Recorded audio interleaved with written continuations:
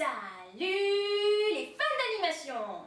Moi c'est Anna et je vous souhaite la bienvenue dans ce premier épisode d'Anna et l'anime. Je suis sûre qu'il y en a parmi vous qui imaginent l'animation comme une échappatoire, un moyen coloré et doux de s'évader de notre triste réalité et partir dans un monde merveilleux où les poneys volent, où on peut changer de vêtements en dansant nu sur un fond rose et où on peut envoyer paître les lois de la physique. Vous n'avez pas tout à fait tort. Des fois, l'animation c'est ça.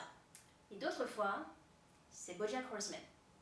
BoJack Horseman est une série diffusée sur Netflix depuis 2014. Elle compte actuellement 3 saisons de 12 épisodes chacun et raconte le parcours de BoJack Horseman, un acteur has-been prêt à tout pour revenir sur le devant de la scène. Le personnage est probablement en partie inspiré par Bob Saget. Tu sais pas qui est Bob Saget? Si, c'est le papa dans C'est à la maison. Fais pas semblant de pas savoir ce que c'est, je sais que tu as regardé, même sans faire exprès. Quand on fait la connaissance de BoJack, il est en retard d'au moins 2 ans dans la rédaction de son autobiographie et passe son temps à regarder les DVD de la sitcom qu'il a rendu célèbre, Horsing Around, et à maltraiter Todd, son couchsurfer personnel. Passablement désespéré d'attendre qu'il se décide à écrire, Princess Carolyn et Mr. Pinky, respectivement l'agent et l'éditeur de BoJack, décident de lui assigner un écrivain fantôme, de l'anglais ghostwriter. Je crois qu'on dit nègre en français. Quoi? Le mot pour ghostwriter. En français, c'est nègre. Bref, ça, c'est le premier épisode, qui nous présente déjà pas mal des personnages importants de la série. Et franchement, ils sont tous super bien écrits.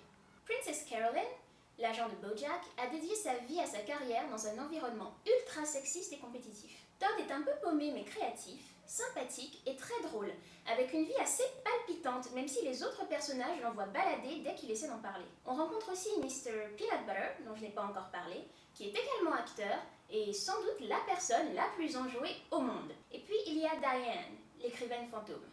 Elle est vietnamienne, féministe de 3e vague, écrivain et donc forcément mon personnage préféré. Et oui, je prononce les noms anglais à l'anglaise, comme les Québécois. Poutine et myrtille pour toujours. Ok, ça c'est le pitch de base.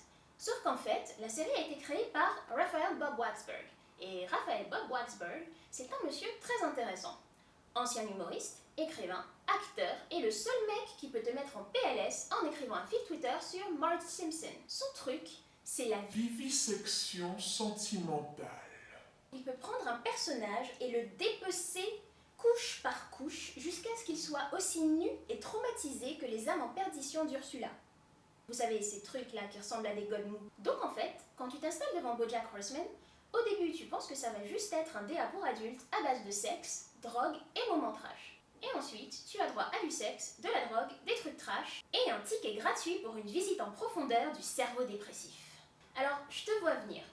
Encore une série qui prétend que les gens riches à millions sont en fait tristes et torturés. En fait, il y a un peu de ça. Mais il n'y a pas que des gens riches et torturés dans la série. Il y a aussi des gens riches et super contents.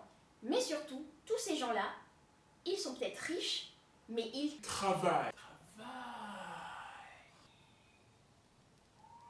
C'est une série méta, ce qui veut dire qu'elle apporte un certain regard sur sa propre industrie.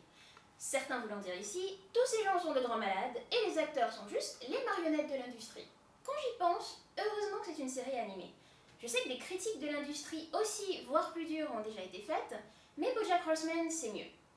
Parce que dans BoJack Horseman, il y a des animaux anthropomorphes. C'est des animaux à qui l'on donne une forme humanoïde, pouces opposables et téléphones portables compris.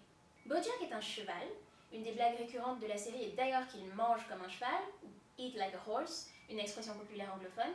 Princess Carolyn est un chat persan qui retombe toujours sur ses pattes. Mr. Peanut Butter est un labrador, donc la joie de vivre incarnée. Il y en a plein. Mais il y a aussi des humains. Dans le monde de BoJack Horseman, les animaux anthropomorphes ne sont pas une population à part.